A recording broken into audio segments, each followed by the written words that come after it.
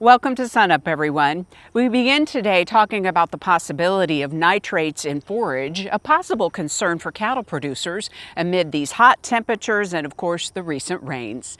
To get some answers, here's Dr. Paul Beck, OSU Extension beef cattle specialist.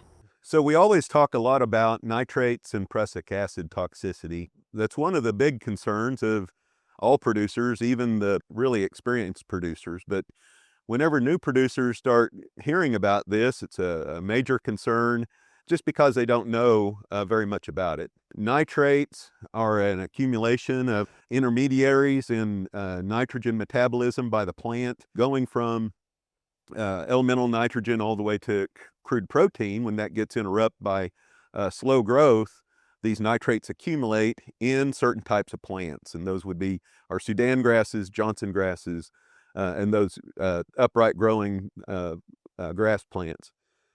Prussic acid occurs whenever the plants get stressed and then start regrowing.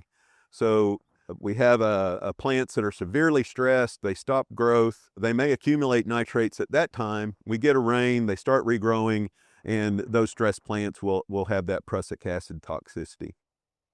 When we cut hay, nitrates will stay in the plant, but as it dries, prussic acid will dissipate into the air. So prussic acid is generally not a concern with hay, where nitrates may still be. When it's these types of plants, the nitrates usually accumulate in the stems first and then grow up through into the accumulate up into the plant further on. Our biggest concerns with nitrates are with pregnant cows. This will cause abortions when we get up to about 3,000 parts per million. Not a huge concern for growing cattle or non-pregnant animals until we get up over 5,000 to 10,000 parts per million. We generally need to send those samples. We can get them tested for a quick test to see if they're even present at our county offices.